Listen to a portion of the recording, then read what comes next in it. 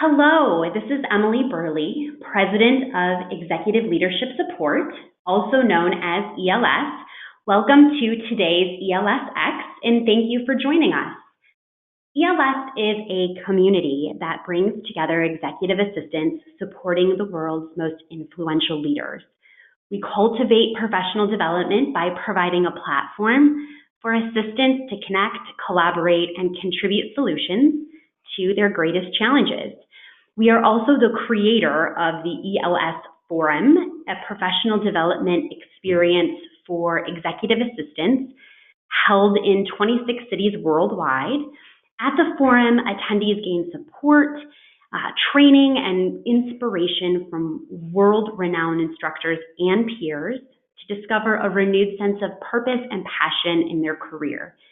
If you are interested in attending a forum, you can find out more at elsforum.com.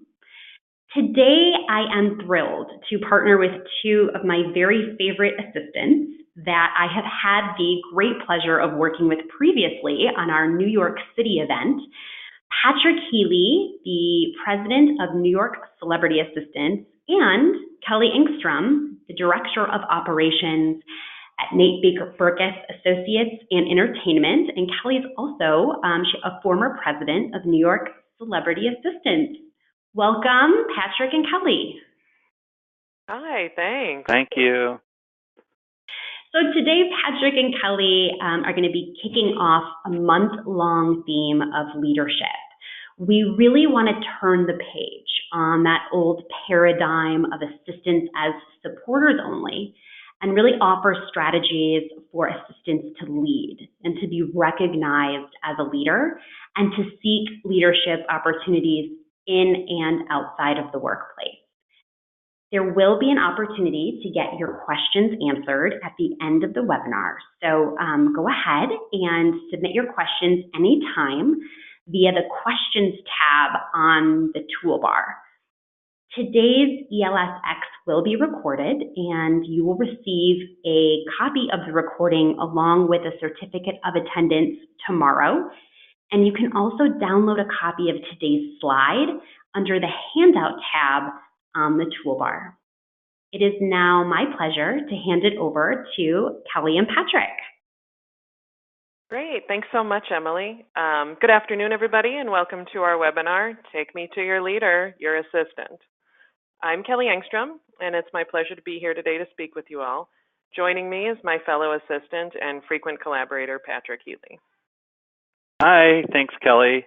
Thanks, Emily, and it's an honor to be with you all today. So we thought we'd start with a quick summary of our backgrounds and our own personal histories as leaders. So we can skip the part where I was called a bossy kid, right? Like some little girls are called bossy, but really we should say they have leadership skills. I would say that my leadership experience officially started in high school when I was sophomore class president, for which I fully credit my Forrest Gump themed campaign for my election. Hey, it was 1994. Since then, I've also been a varsity sports captain, the founder of my high school's golf team 20 years ago, and National Honor Society president. Professionally, I started working for the violinist and philanthropist Midori in my senior year of college as her second assistant, and then I eventually took over the role of first assistant and projects director. I single-handedly figured out how to create, and then I ran the operations for a nonprofit performance organization, as well as two youth-focused music education residency programs.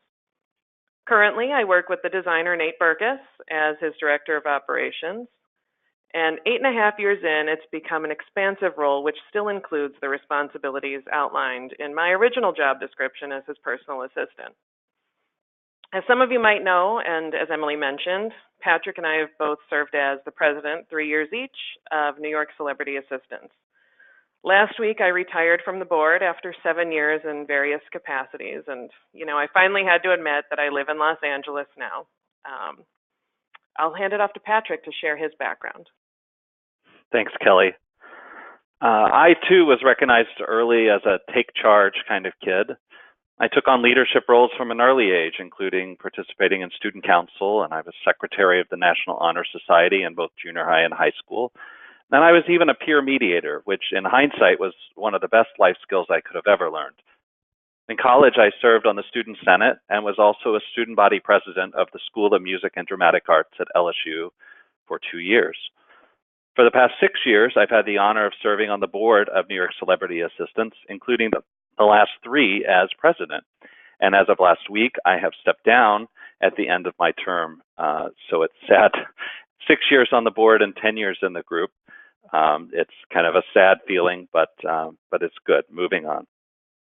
Professionally, I've worked as a personal assistant for 15 years now, and most notably, I've worked with Anna Deavere Smith and Olympia Dukakis. Currently, I'm the executive personal assistant and office manager to my principal. I'm the only administrative employee in our firm of 14, and I run and manage his business and his personal life and am in all ways his right hand. I do like to keep things light in the office, though, and the employees in the firm have dubbed me the CFO, or the Chief Fun Officer. And I'll take a CFO title wherever I can get it. I really can't think of a better title for you. So, as you can see, leadership can build from a very young age, and we're both sort of the prototype for where it can take you. All right, the paradigm. Here we go. As assistants, it's sometimes hard for us to be seen as leaders and be taken seriously in that role. So we thought we'd start by dialing down into some of what we perceive as society's assumptions about assistants. In order to break down this existing paradigm, we thought it best to define it first. So what is that paradigm? Assistants are support only. I hope we all know that this is a wild assumption that's pervasive in our society, and it's simply not true. Yes, by nature, the title assistant connotes a subservient role, but no longer are we the secretaries of old. More and more, we're being seen for what we are as the lifeblood of our bosses and our companies. We know the inner workings of the company in a way most don't, and that puts us at an advantage, and often others in the company will look to us for guidance, support, and institutional knowledge, hence leadership. Another assumption that's out there is that assistants are yes people. And no, it's not true. We do not exist to validate our boss's every thought or action. Good assistants don't blindly follow along and agree with everything around them. The very best assistants ask the hard questions, and they do it confidently because we have a depth of knowledge and perspective that are uniquely valuable to the company. Another assumption is that assistants should be invisible. I hope you know that assistants are anything but invisible. You are essential to your principal's function on a daily basis. You have a seat at the table. You have a voice, and it should be heard. Yes, sometimes we need to, quote, be invisible, but that doesn't mean that we are. When we're blending into the wall, we're still there, listening, observing, taking notes, and giving our boss the support he or she needs in a myriad of ways. And finally, a lot of people think that assistants don't know anything, and they are so wrong. We know everything. We know who all the players are and how the company functions. Think of everything that your CEO knows. 99% of the time, their assistants know those things too.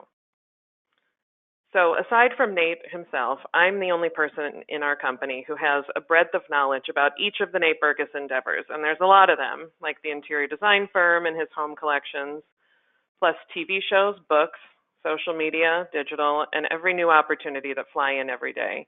Plus, I'm also in tune with what's happening with his family and personal life. Being in touch with all of these fields gives me the singular authority on how to prep Nate and prioritize his attention and time on any given project. Last month, there was this really terrific article on Forbes.com called "Executive Assistants Are Superheroes Without the Cape."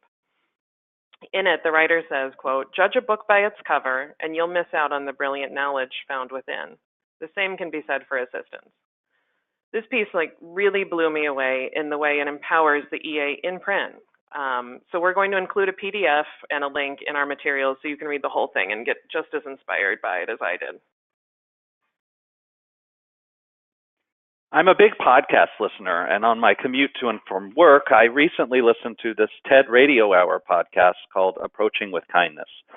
In the middle of it was a great talk by Mike Robbins where he talks about the power of appreciation.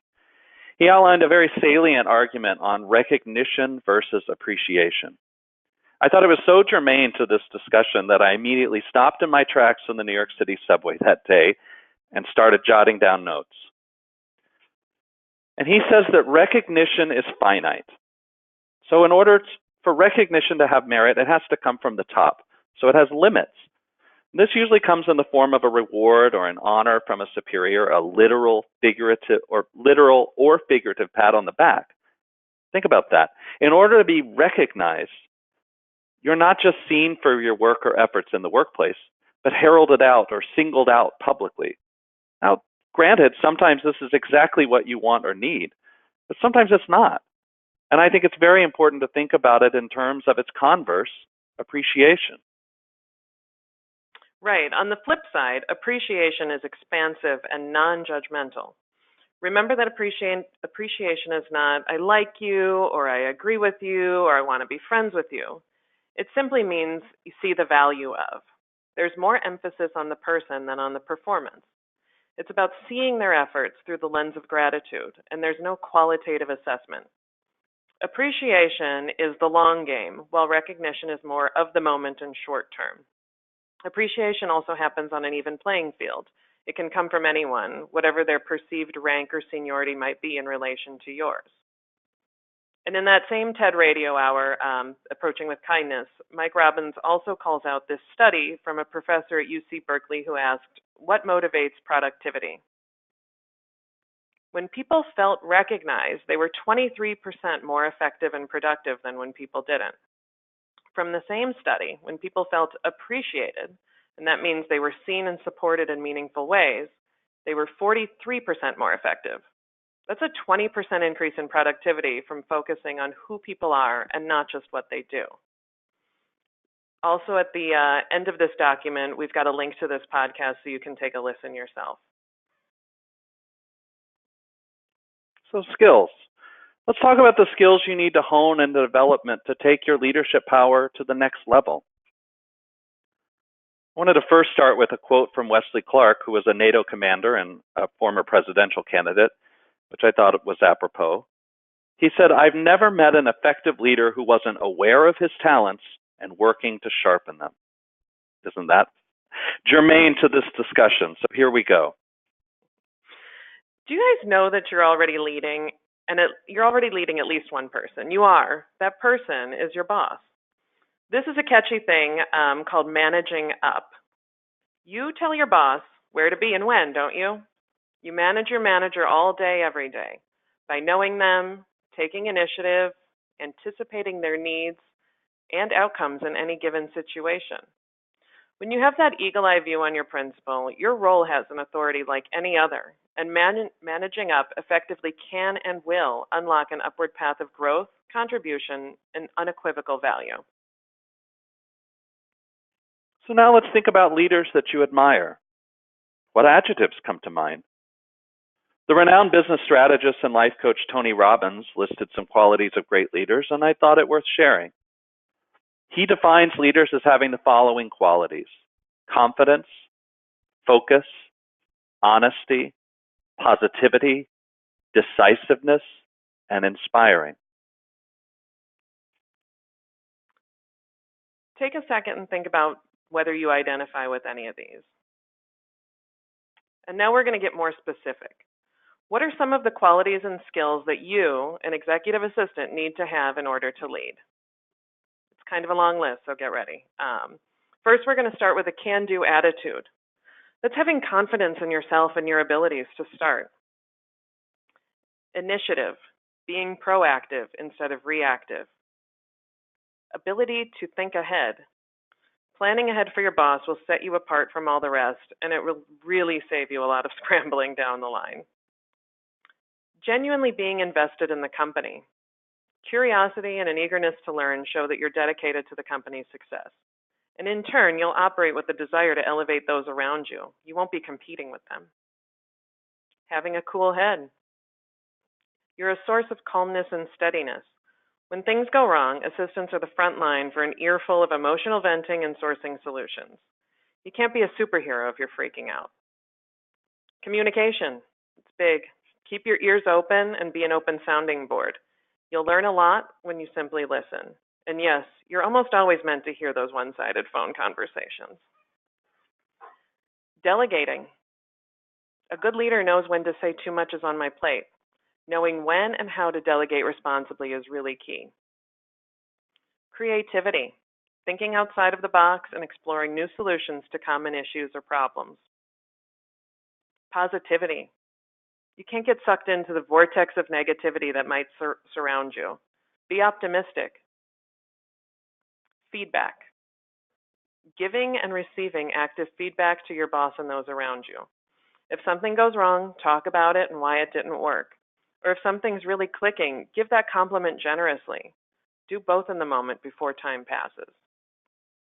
Ownership. So related, you've got to own your mistakes. Making excuses or crafting reasons for whatever slipped through the cracks are weak moves. We've all screwed up, we're human, so own it, explain how you'll learn from it, and move on. Your boss and others will respect you for it. Trustworthiness. Prove yourself to be trustworthy with proprietary information and industry secrets. Assistants are the vault for a lot of confidential information, and keep it all to yourself. Organization. This is definitely one of the most obvious ones for an EA, but this is how you show that you're perfectly buttoned up as a leader. When you have filing systems, folder trees for email, and a neat desk, you're showing that you're disciplined and serious. Flexibility. Be flexible to everything happening around you. Things don't always go the way you hope they will. You've got to bend or you'll break. Patrick's written a blog post for the ELS forum about this exactly, the fluency of thought and flexibility of action. We've linked to that too. Resourcefulness. You might not have all the answers all the time, but know where to look. Networks are really, really key here. Grit and resiliency. I don't think I have to say much. We all know that thick skin is a job requirement. Emotional intelligence. Having an ability to read the room with awareness and context. It's about knowing when to assert yourself and when to hang back. One of our good celebrity assistant friends has always said, a good assistant knows when to leave the room. Selflessness. There is no ego in leadership, honestly. And finally, legacy. Leaders don't just define success as completing tasks. They see the larger picture and want to have a lasting impact. I'm sure that each of you have experiences where your accomplishments will outlast your employment, and you will be talked about and honored for years to come. So think about your own CEO or principal in relation to these qualities. Which ones do you think could describe both of you?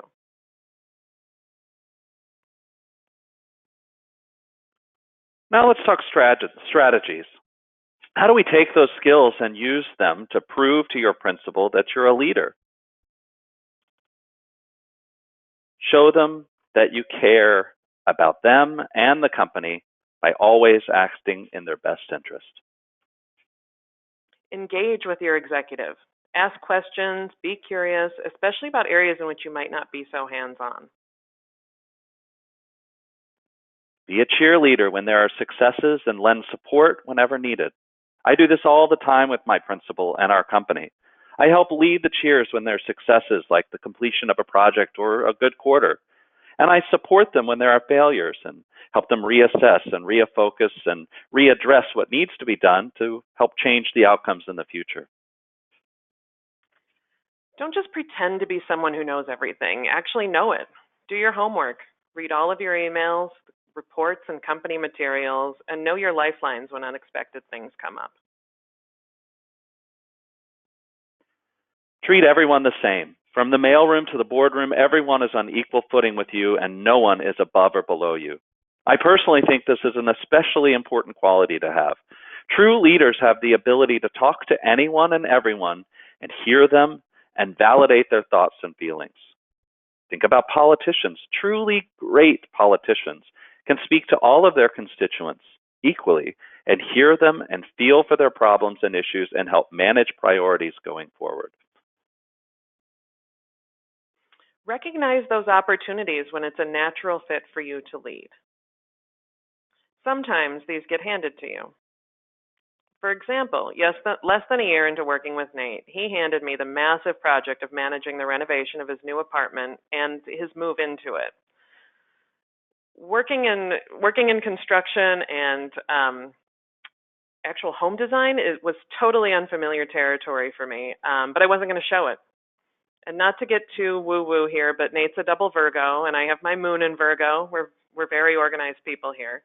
So out of this assignment was born my infamous, massive multi-tab binder with color-coded moving inventory, spreadsheet, and labels, plus my fanny pack to keep the necessary tools at my fingertips.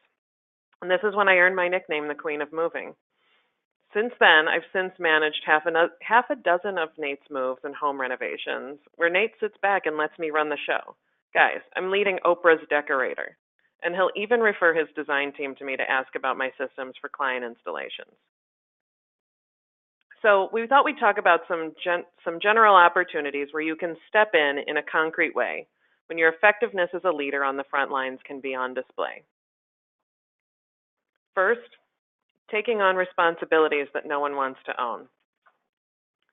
You can volunteer for special projects like one-time events, the company anniversary or retreat, holiday parties, and so on. Organizing teams. You know the people in the company, you know who plays nice in the sandbox together. Corralling chaos. So you can create systems like my moving labels. The color coding is by room, just FYI. Taking the opportunity to teach a group something new. And guys, we're just herding cats all the time. This is what we do.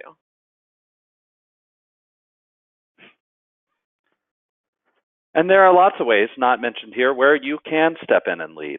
Look for those opportunities. Now let's take everything we've talked about before and try to put it all together into something actionable. Let's find our inner leader, shall we? Identify. Brainstorm for yourself. What are my skills? What do I bring to the table? Know yourself.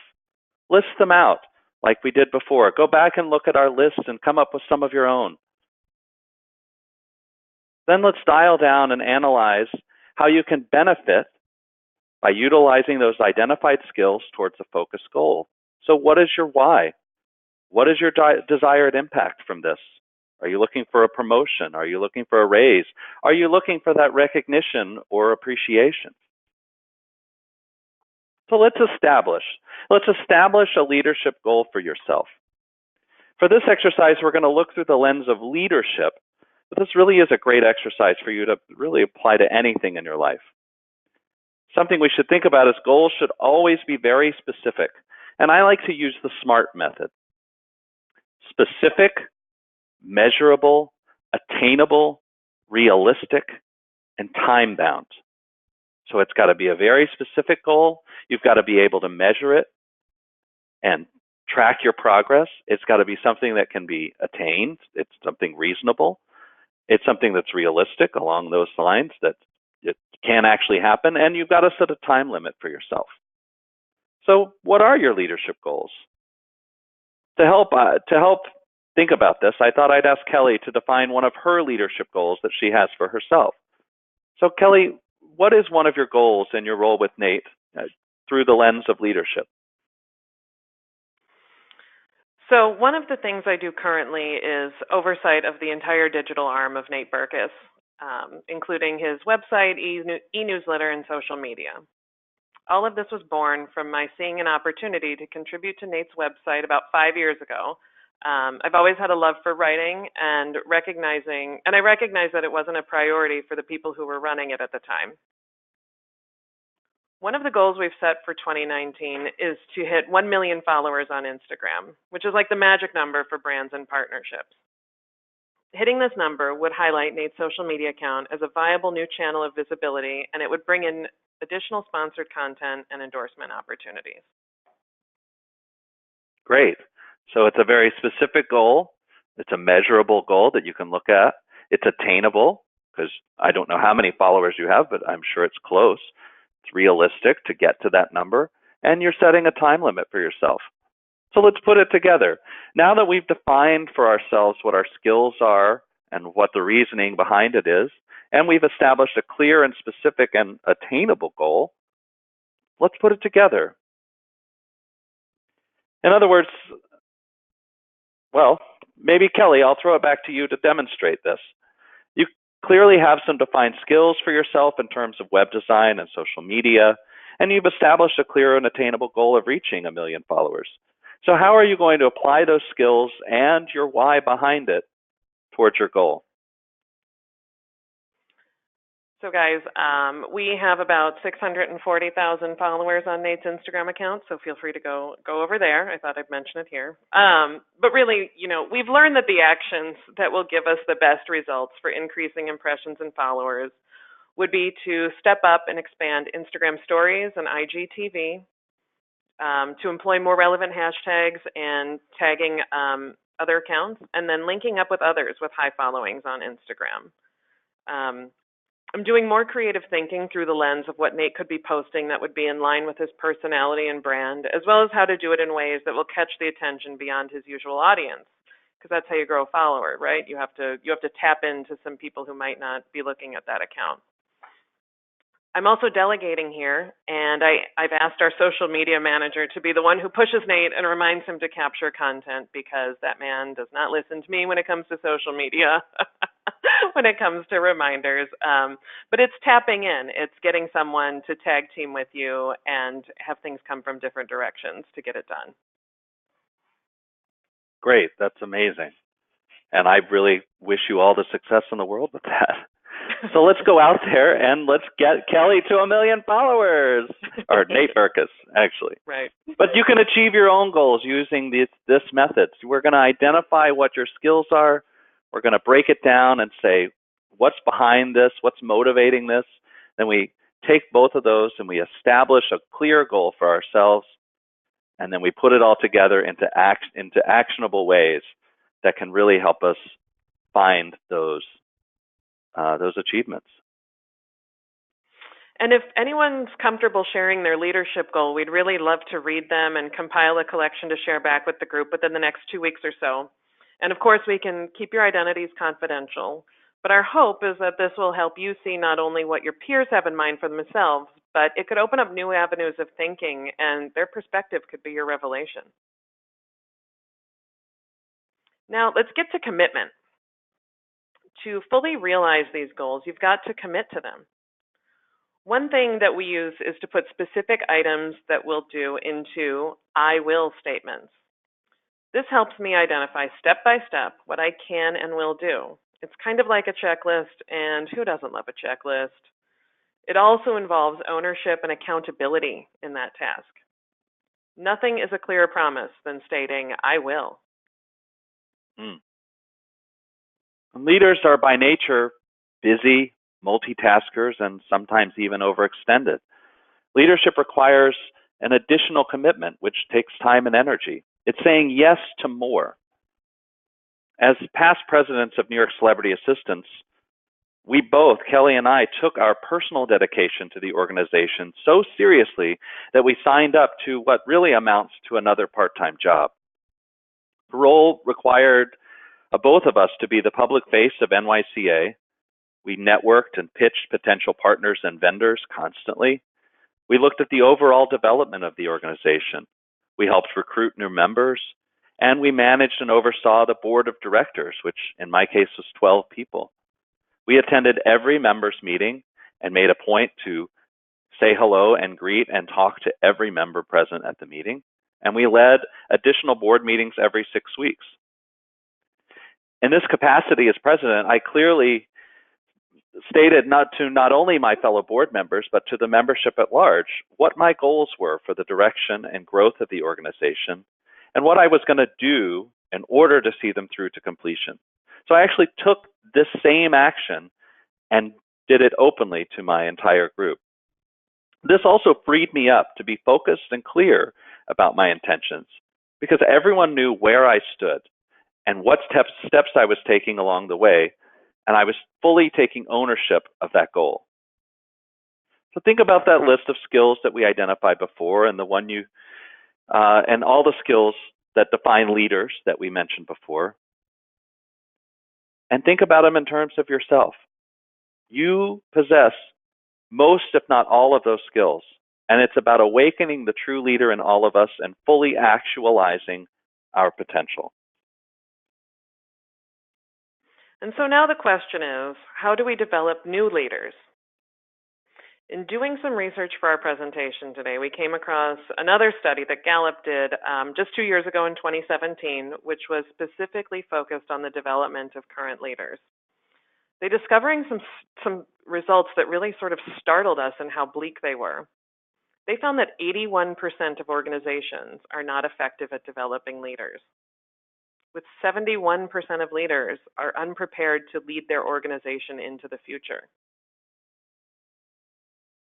That's just mind-boggling. And why do we think this is so? Why aren't companies investing in leadership development? We think that there's likely many reasons for this, but some of what we kind of think of are that there's fear, there's competition, there's resistance, and there's overemphasis on individual success rather than a larger group success. And it begs the question for us, at least, what's missing in corporate culture? We truly think that the answer lies with you, with our fellow assistants, through encouraging your companies to invest in mentorship, to engaging in personal conversations with the current leadership and don't be afraid to speak to them, and in networking with others like you in forums like the ELS Forum. My late mother was an experienced educator, and she often gave the advice that great teachers share their ideas. And that's, again, we're not competing with each other. We're all in this together. Our final slide links to some additional reading, as we mentioned, on the subject of leadership, including that podcast and the articles we referenced. Plus, there's a very sharp complimentary ELS blog post written by our friend Bonnie Lowe-Kramen. Did you realize that there are so many leaders among us and that one of them, or soon can be, is you? Guys, we're so proud of being in this wolf pack of assistants and hope that you are too. Thank you so much for sharing this time with us today. Kelly and Patrick, thank you so much. I have a few questions for you, and I'd also like to encourage our listeners to submit questions through the questions tab on the toolbar. My first question for you is, you really outlined a lot of leadership skills. It was long, as you acknowledged. For assistants today looking to improve their leadership skills, what advice do you have that they should do today? Literally right after this webinar, or maybe today after work, what steps should they take today to get started and outlining which of these skills they should focus on first and foremost? Well, I think that's a good question. Go ahead. It's a great question. Yeah. I think first identifying which skills you already possess, because I have a feeling that you possess more than you think you do. So I would say assess which ones that you possess already, because let me see if I can get back to that slide, because it was a long list. But I don't think any one is better than the other, because they're all important, and I think they're valuable skills to have. But I would say look at which ones you have, and then see if there are some that you can focus on and develop for yourself. And I think participating in things like this and participating in other networking groups to talk to other people and find other people with skills that maybe you don't have, that maybe you can learn from and talk to and develop skills with some other peers, I think is always a helpful tactic. Yeah, and that's what you're doing, just by participating in today's webinar. It's, taking some initiative in yourself and some ownership in your own education. And I'm looking at this slide again, and I feel like, I would want to sort of connect the dots and draw lines between the skills that I really identify with, and sort of find out what my own leadership chemistry is in that. And so you can start with that and just figure out what could complement some of the things that you're already doing and that you already feel confident about. Kind of piggyback off that question, you talked a lot about leadership and feedback as a component of leadership. And so where do we get started when it comes to feedback, and who do we ask to provide us with feedback? I would immediately say anyone. I would imagine that most people participating on this call support one or more executives.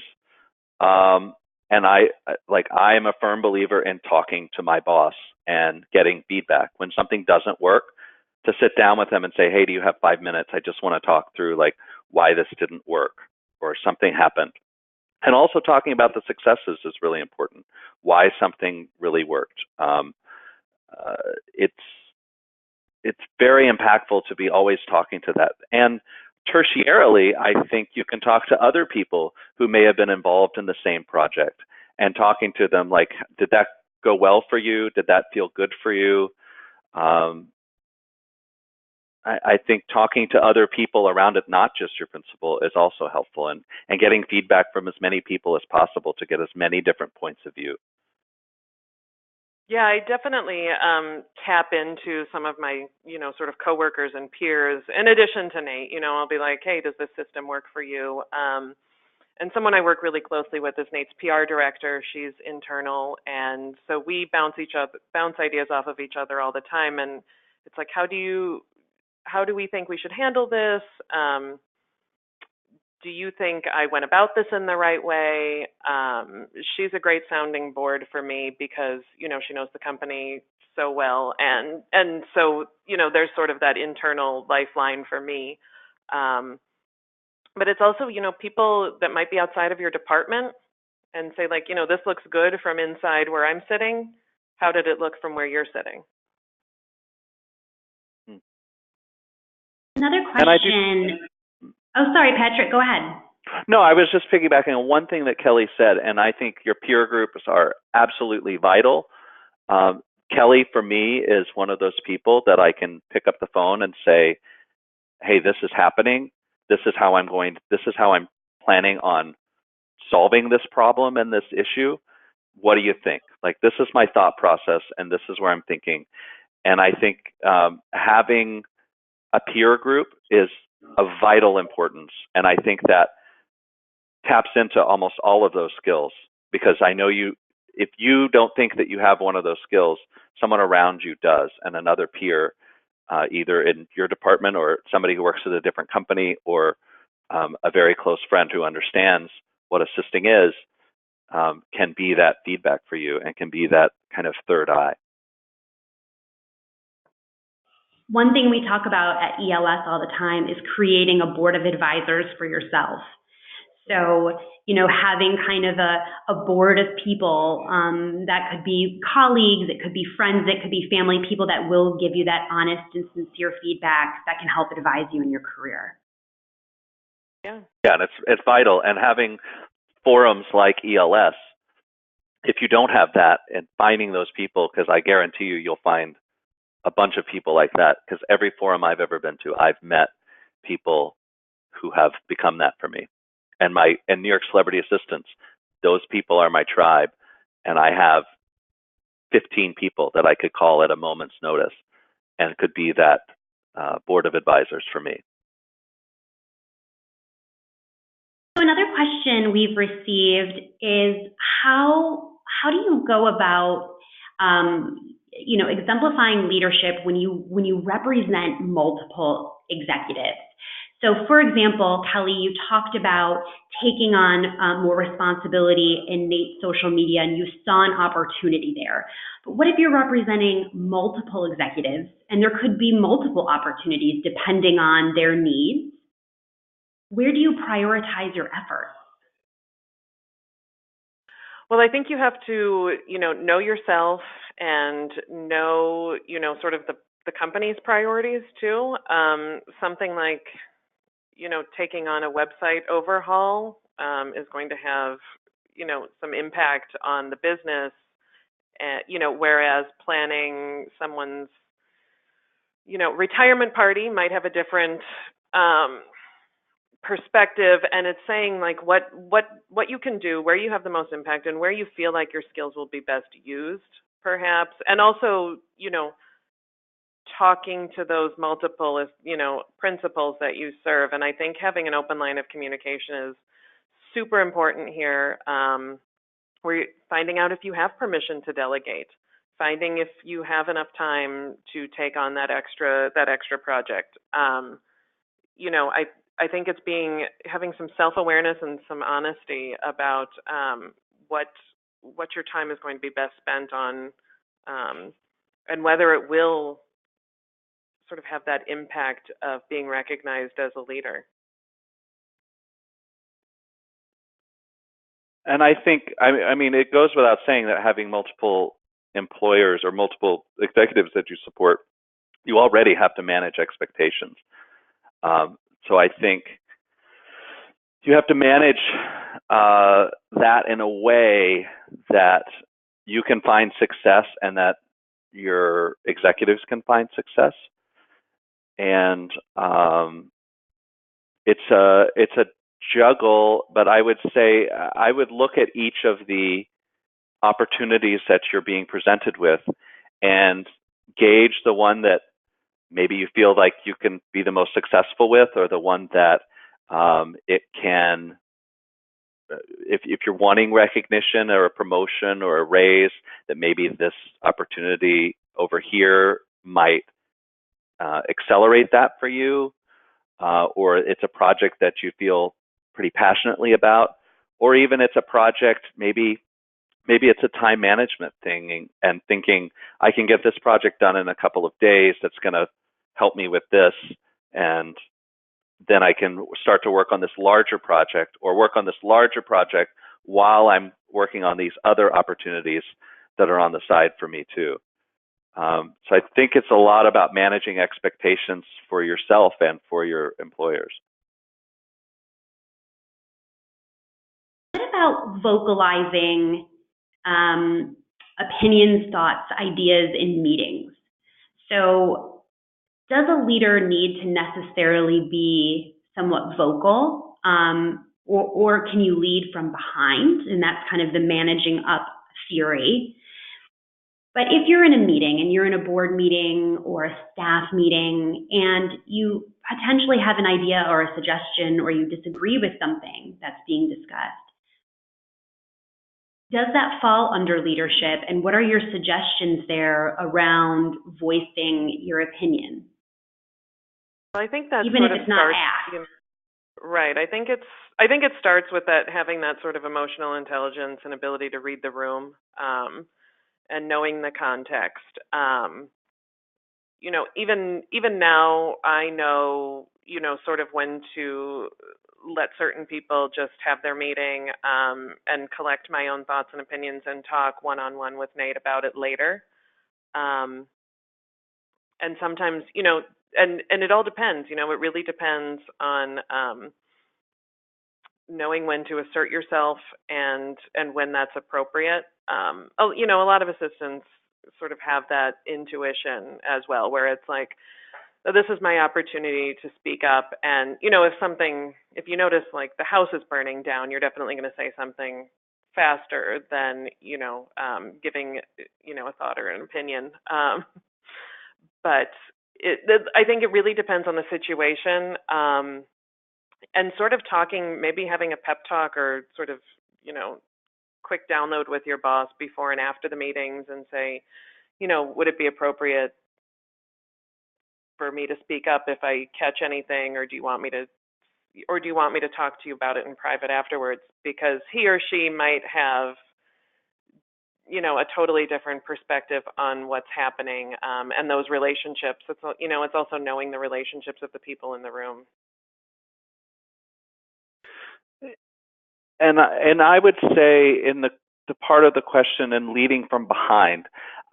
I do think it's possible to lead from behind, because I do think a very effective quality of a true leader is to listen and really hear what people are saying and hear the different opinions. And this is something that I did a lot in my board meetings with New York Celebrity Assistants.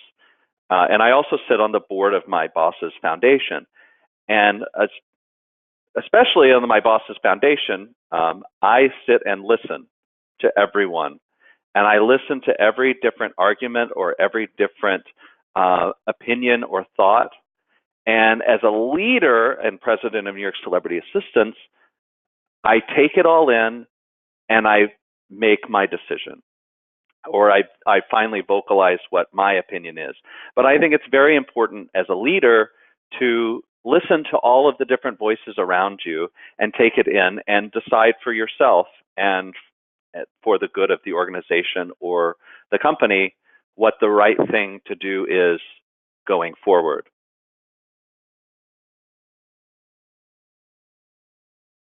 We have some comments. Yeah, I think that's a great answer, Patrick. We have some comments around delegation, which was one of your skills that you listed out around being a leader. And I think delegation is probably a skill that is somewhat difficult for many assistants, because it is your nature as an assistant to say yes, right? It's your nature to say, yes, I will do this. Yes, I will take care of it. How do you delegate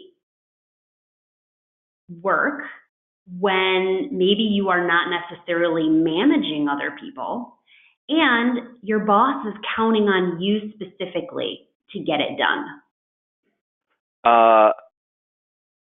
For me, I'm sorry, Kelly, I just jumped into that one, but no, go, run. For me, delegating, I have a hard time delegating. I'm not going to lie. I'm a type A person. I like to be in charge of everything. I'm going to be really honest with you all. One of the things that I love about being an assistant is that I'm really in charge of my principal, and I run their lives, and he looks to me to say, what am I eating for lunch? And I love that part about it. The control freak in me loves it. So it's very hard for me to let things go.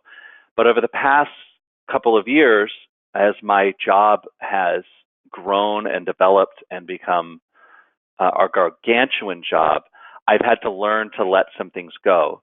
But for me, a lot of that is trustworthiness, that to whom I'm letting this go, I trust implicitly. So, for instance, one of the big things for my current job is travel. And I used to handle all of their travel booking and hotels, and I would book massages, and I'd book restaurant reservations, and I would do soup to nuts, every bit of travel, and they do a lot of travel. And I finally had to say, I cannot do this, and I cannot manage this every day, all day, every day, because it would be my entire life. So I have found travel agents that I love and trust, and that I trust completely, and who I have found to be as resourceful and organized and take ownership of everything that they do. So that gives me a lot of trust and lets me relax a little bit. However, my boss knows that I use a travel agent, but comes to me for everything. So if something's going wrong, it comes to me. The ownership is still on me. I take ownership for it, and I call the travel agent, and I yell at them if I need to, or I get them to hop to and light a fire under them. But it's still on me. It's still on my plate, but I'm able to delegate it responsibly and in a way that satiates me and gives me comfort that I know that that part of my job is taken care of, that part of my job I don't really have to worry about, because I still track their flights, but I also know that the travel agent is tracking their flight. And if the flight's delayed, I know the travel agent will be on it with options, and they text back within 30 seconds, which I love. and they understand what it is. So there's like that aspect of my job is still on my plate. It's still definitely my responsibility, and they look to me for all of that information. But I'm able to delegate that responsibly and healthily for myself in a way that's manageable. Yeah, and I think what you're saying is like to delegate responsibly is to not just hand it off and walk away from it. You're calling in for support, and you're delegating some of the time-taking tasks. But you're also still right adjacent to everything that's happening with the travel, as your example. It's you're aware of it. You're not just handing it off to the travel agent and then never checking another itinerary or flight or making sure the times line up, or Right. that they assigned the window seat instead of the aisle. But it's having that opportunity to spend your time focusing on other things and then just going back and making sure it's okay. And I think that's a skill too that I learned as president of New York Celebrity Assistants too, is managing a board of 12 people and not being able to be there every day to check in on them. But periodically I would give them a call or give them an email and say, how's it going? What's happening over here in your little neck of the woods? Because some of the positions are pretty self-sufficient and some others need a little more attention. So a lot of times when the ones that needed attention would take most of my time, and I would have to be kind of on them and micromanaging them to a certain degree. Others, I would just need to check in and say, are you doing what you're supposed to be doing? You're doing X, Y, Z, and this is happening, and this project's moving forward. So I think that, and I think communication with all of that is vitally important, because I'm constantly checking in with my travel agent. I'm constantly checking in with every member of my board to make sure that everyone knows that I'm here and that I'm still in charge, but I'm also trusting you and entrusting you with valuable information and valuable projects. But we as assistants can do everything, but not literally everything, because some other things need to take up our time and our day. Yeah, and it's really about delegating within your own comfort level. Like you said, you're comfortable handing off the travel minutia to someone else, with it still being under your umbrella. And last year I had the magical, help of a summer intern who helped me with a lot of spreadsheets and research and things that would be a time taker for me. And they're still a priority and I still needed to have done, but, also couldn't be the top priority. And so, I was very comfortable having an intern who was literally sitting next to me working on spreadsheets and getting things, sort of organized in that way for me. Whereas I would have not been as comfortable if said intern was, overseeing Instagram stories or something like that. So, there are things that I'm comfortable delegating and things that I'm not too. Yeah, it's true. I think that's up to the individual assistant to understand themselves enough to know what they can delegate, and what they need to take ownership of. And let me tell you too, if something really goes wrong with travel, I'm more than willing to take that back on and to take the management of that back under my hands. I did this grasping thing just now that you couldn't see, but I I hold on tight to the things that are in my purview. That's the type A in me, which I guess makes me a pretty good assistant. And a good leader. I guess so. Guys, we've come to our last question for today. I've saved this one for last because it's one that I hear almost every day. We hear it on our ELSX webinars. We hear it on site at our forums. We hear it in our LinkedIn group. And it's something that I feel personally very passionate about, and I'd like to give you my 2 cents on it before asking the two of you for your opinion. The question is about, what if your boss does not recognize you as a leader or the leadership within the company? They do not recognize assistants as leaders. How can you change that? How can you get senior management to view assistants as leaders in their own right? My opinion on this is that you cannot do that. You cannot change a person or people. You cannot change them as a person or what they believe. But you can change yourself. You are in control of yourself and nobody else. And as our friend Bonnie Lowe Kramen always says, you are the CEO of You Inc.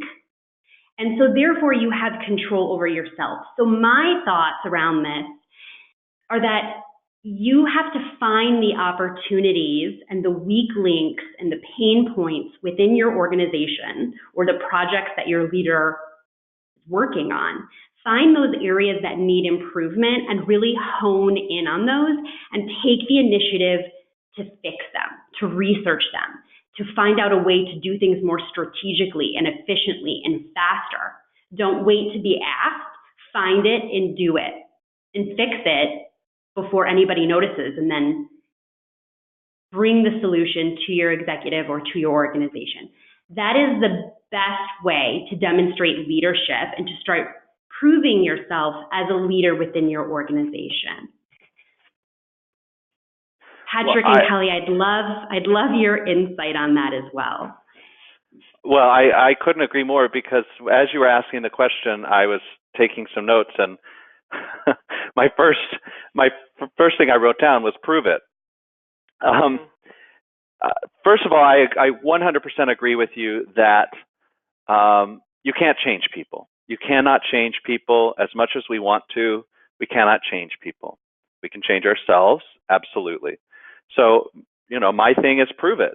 Prove to them that you are a leader, and see those opportunities, see those weak links in what's happening, and fill in the gap, and step up to the plate and show them that you know what you're doing and that you know how to do this, and that you should be seen and recognized for the leader that you already are.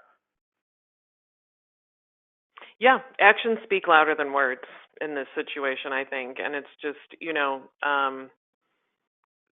stepping in, stepping up, and being proud of what you do, and take credit for it. Like when something comes up and there's some recognition or appreciation that comes your way for fixing a problem, it's like, hey, thanks. Yeah, I worked really hard on that. And being proud of it, instead of, hiding it or, not taking the credit you deserve. And there's subtle ways I think you could drop hints that assistants are leaders, and, sort of the way you package conversations or anything like that. It's, wanting to take on more, and I'm really interested in this, and, talking, being curious about the company and engaging in ways that are not so directly saying like, hey, I'm a leader here. I'm your assistant, and I'm a leader in this company. But it's being strategic about it and leading with your actions. Mm-hmm. And taking that initiative to lead with your actions, I think, is important. And if, unfortunately, if all else fails, maybe another boss needs to be in the making. But I also, one thing that I also wrote down was that when I interviewed with my current boss, I asked him what type of leader he was in my interview. And he said collaborative. And I immediately said, I got to work for this guy. Because any boss that would admit that they are collaborative wants and value, I knew immediately in that second that he not only needed me as his assistant, but he valued me as a human being and for the experience and the intelligence that I bring to the table.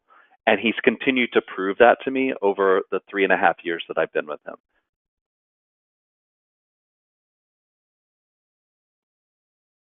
That's amazing.